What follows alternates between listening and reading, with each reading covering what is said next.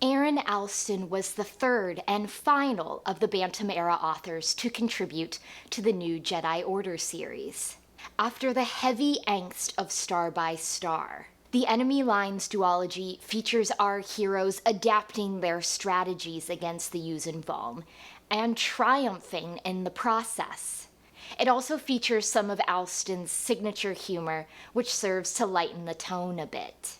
Enemy Lines, Rebel Dream made it to number 7 on the New York Times paperback bestseller list for the week of April 14th, 2002. When I initially set out to reread the new Jedi Order books, I didn't think that I had revisited any of them since their initial release. But I think that I might possibly have reread just the Jaina and Jag scenes in Rebel Dream because compared to the rest of the story, they felt really familiar and a huge sense of deja vu. So, a brief summary. Fleeing Coruscant after the Yuuzhan Vong's victory, the panic-stricken members of the New Republic Advisory Council stop on Borleis just long enough to order a mock defense. An order that fools no one, least of all General Wedge Antilles. For bearing swiftly down on Borleis is a Yuuzhan Vong fleet that aims to eradicate the galaxy's last remaining defenders. In the new Jedi Order thus far, Wedge Antilles has been more of a minor character. He appeared in Dark Tide Ruin and in Edge of Victory Rebirth, and then was apparently reactivated for duty as a general in Star by Star. After the fall of Coruscant, he leads his fleet group to Borleis, where he thinks they're only going to stop long enough to get their bearings, gather up as many refugees as they can, and then make his way to a rendezvous with General Bella Bliss and Admiral Crayfay's forces. But the Quarren Puo and the other surviving members of Thalia's advisory council have other plans.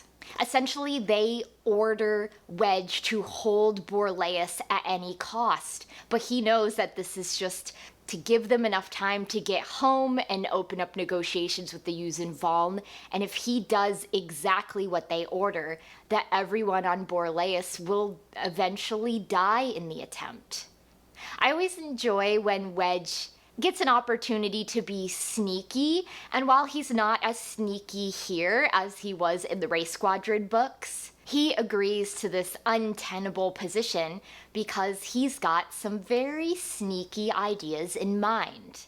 I love getting to watch how Wedge's stratagems play out, even if for the most part they're kept a secret from the reader until he springs them on the Vong. He's not as completely fleshed out as some of the other characters, though, but I did find his grief over the fate of his family and then just his utter relief when they're reunited really touching to read about. But Wedge doesn't retake Borleis on his own. He's also got loads of our other main characters along with him. Luke Skywalker and Mara Jade are here. Luke has now formed a new squadron, I suppose, from the remains of all the squadrons in Star by Star, called the Twin Suns Squadron. Like with Dark Journey, there's a little bit of timeline confusion in the beginning, where Alston says that it's been a day since the fall of Coruscant, but from Dark Journey we know that Luke and Mara went to Hapes with Han and Leia on the Millennium Falcon, stayed for Anakin's funeral, then went back to the secret Jedi base, and then, I guess, joined Wedge for the attack on Borleis, so the timeline here is very squishy. And one of the issues I've found with the new Jedi Order books is that it's really hit or miss how well the authors depict Luke or Mara or their relationship with each other.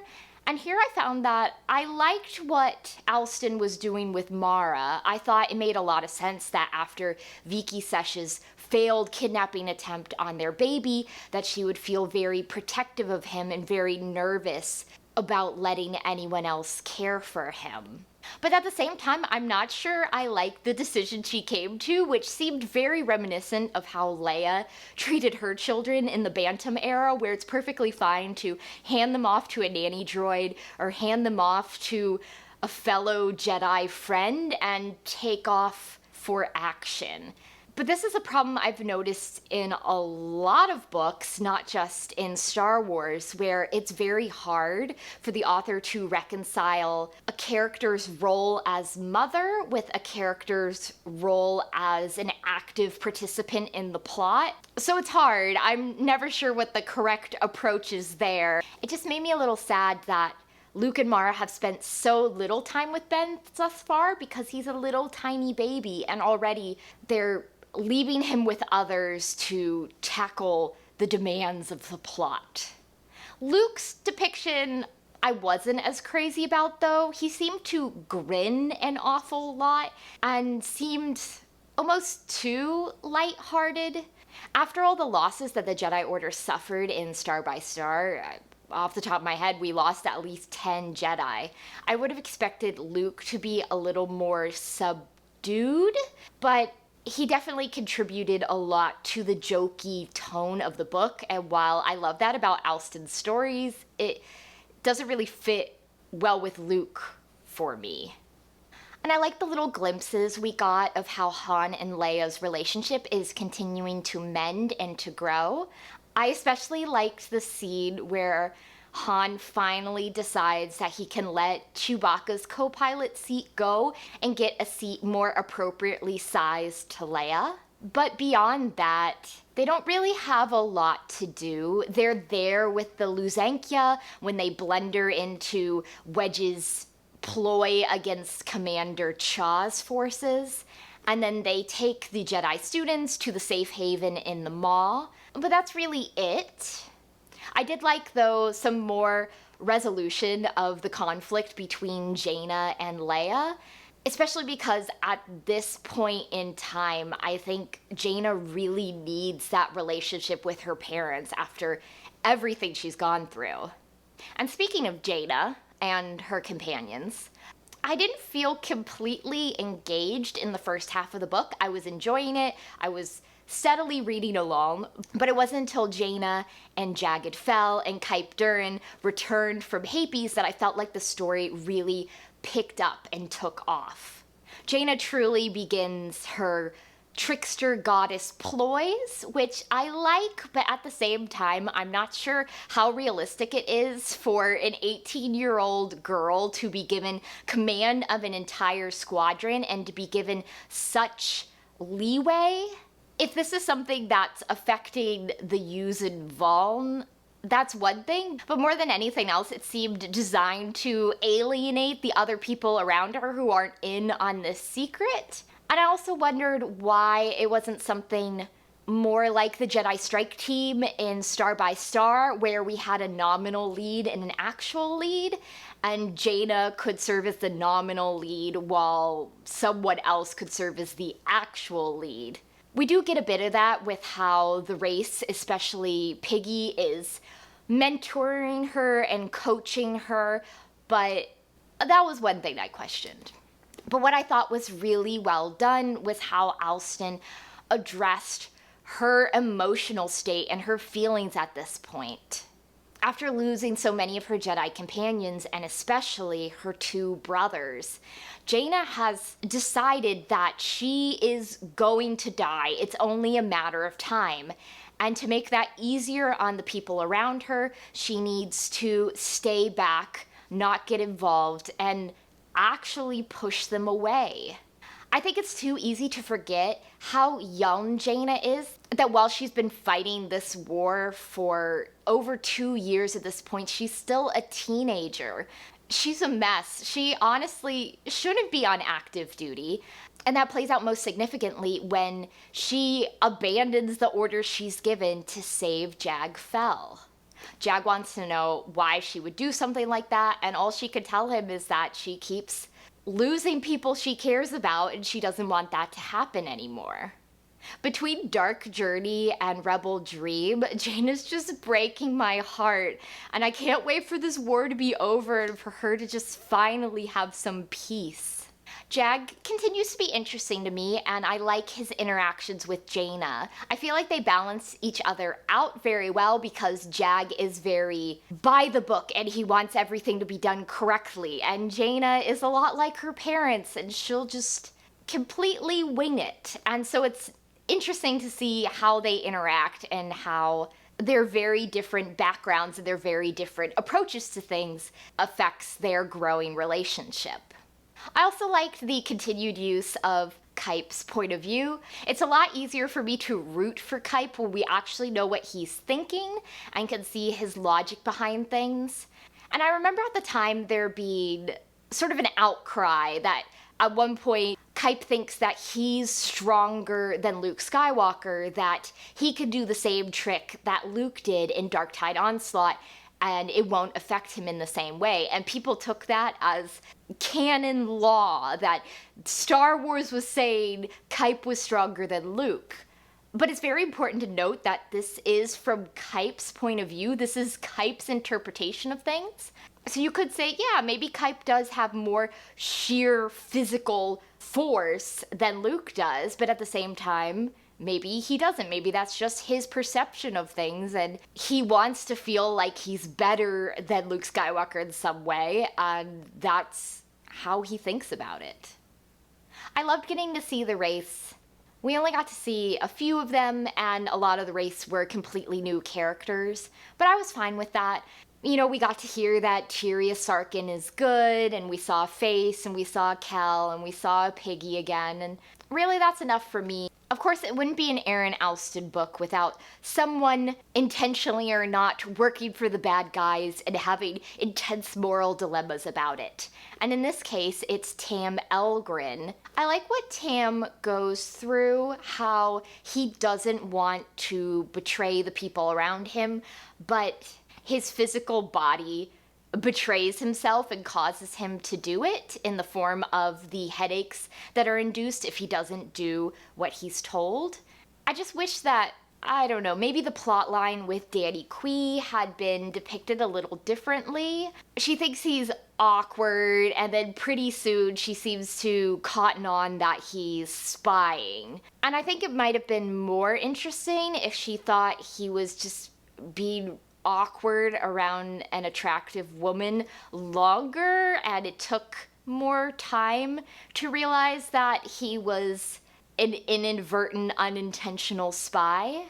On the Yuuzhan Vong front, we have Vicky Sesh saving her skins yet again by hinting to the War Master Savon Law that the reason his implant is failing is because it's being manipulated to do so. Savon Law brings Nen Yim from the Edge of Victory books in to look at it and see what's going on, and it seems very much as though there is a scheme at play on the part of both the priests and the Shapers. So with all that going on, Savon Law can't divert his attention from Coruscant to deal with this new problem on Borleas. This problem that's more intense than they actually thought because Wedge's ploy fails. He meant to string the commander of Domain Cha along as far as he could, really cause a lot of trouble there in the Borleas system, and then get out. But with the Luzankia dropping in, ruining Wedge's plan, they send a much better commander, a much more adept commander. And this commander is Savon Law's father, Shulkang Law.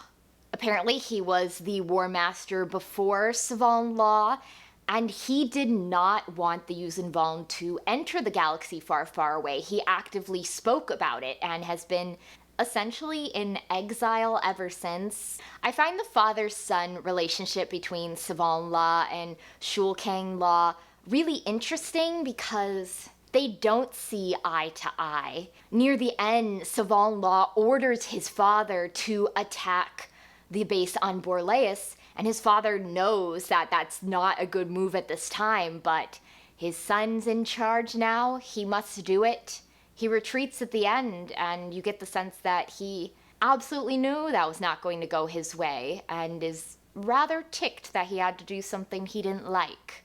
I'll be interested to see, though, how his character is further developed in book 2, because like Jaina and her two gentleman squad mates, he enters about halfway through the book.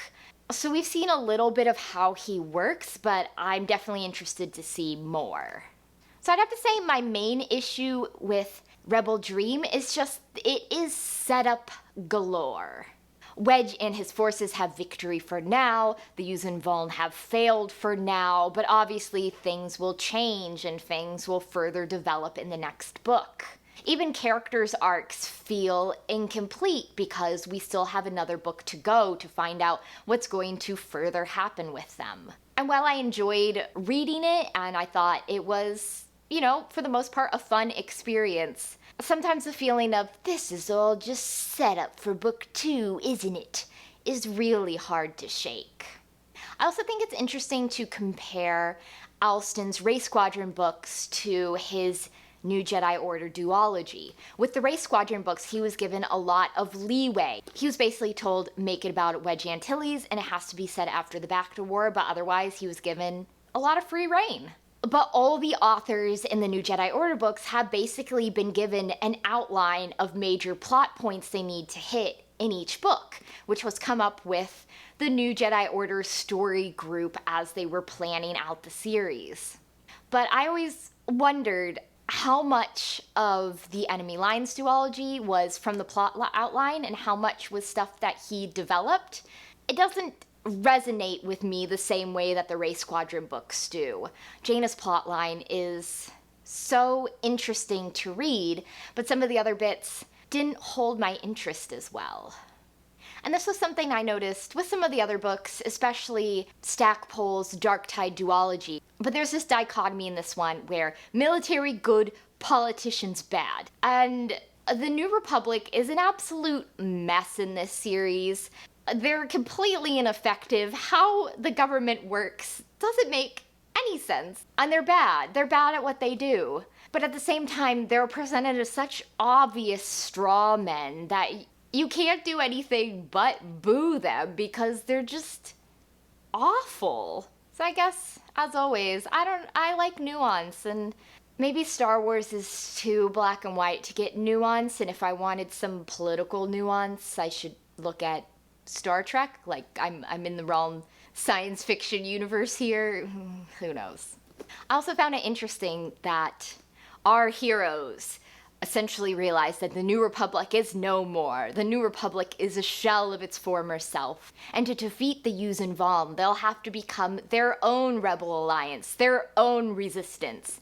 This is a common thing in Star Wars. Our heroes will find themselves faced with superior officers or a government that's not willing to do what they need to do, so they have to step outside of it. This happened in the Bacta War, and this happens in the new canon with the sequel trilogy, where the New Republic won't fight the First Order, so Leia Organa makes her own resistance. And I know why they do it, to give you that feeling of Star Wars in the original trilogy, but I guess it's the same thing with that, no political nuance. I always wonder, do you have to break away and make your own guerrilla splinter group? Couldn't you try? Although I do accept that at this point, yeah, Coruscant is gone. The New Republic government is pretty deceased. So, in short, Enemy Lines Rebel Dream was a fun change of pace, especially after Star by Star and some of the really heavy stuff that came before and during it. I enjoyed getting to see Wedge again, and Jaina's development was very intriguing and moving to read about. But at the same time, it is essentially just set up for Rebel Stand, which never made the book feel like a slog, but did lead to me not always being 100% interested in everything that was happening. So next time, I'm going to be reading the second book in the Enemy Lines duology by Aaron Alston, Enemy Lines Rebel Stand.